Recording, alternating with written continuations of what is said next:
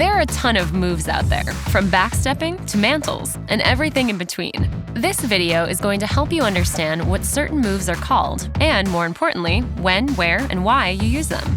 If you want to learn about the concepts behind the moves, check out our video on climbing techniques.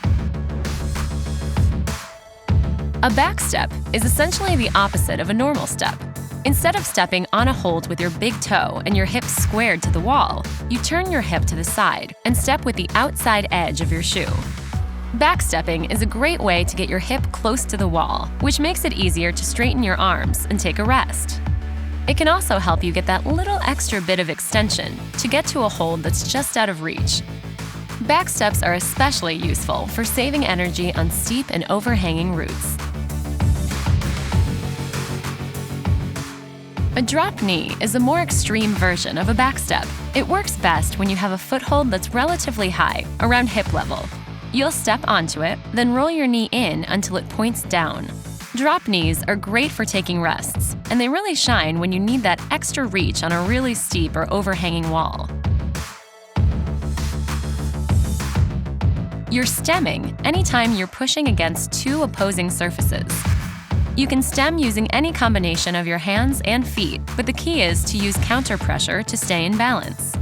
Stemming relies on your big leg muscles, so it can be an extremely efficient way to climb and can give you some great rests.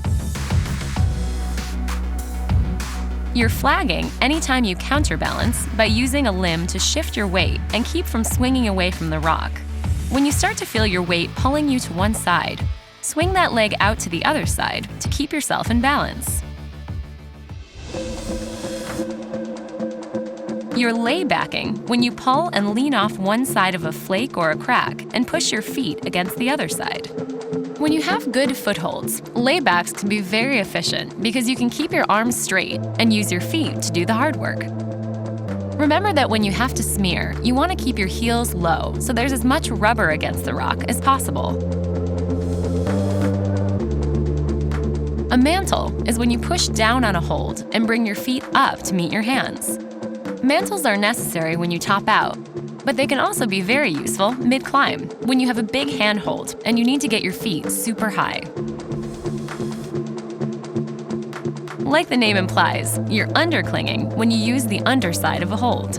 One key to a good undercling is to find good, high footholds so you can maintain body tension by pushing with your feet as you pull on the hold. Keeping your feet high puts the hold around waist level and lets you keep your arms straighter. A good undercling gets you in a solid position to reach up for some extra elevation. Yep, it's exactly what you think. A side pull is any hold that's oriented for a sideways pull. There are a lot of different ways to handle a side pull, but the key is to balance out that sideways force, either by shifting your body weight or applying a counter force. Pulling straight down won't work that well, so remember to adapt your direction of pull to the orientation of the hold. A gaston is the inverse of a side pull. A gaston also requires a sideways force, but instead of a pull in, it requires a push out.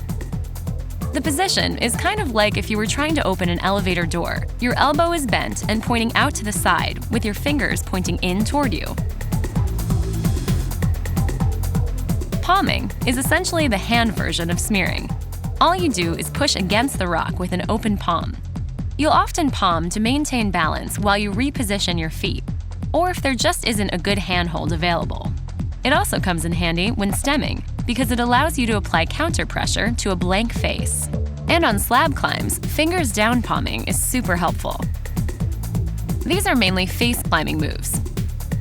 If you want to learn more about crack techniques like these, check out these videos and click here to find an REI class near you.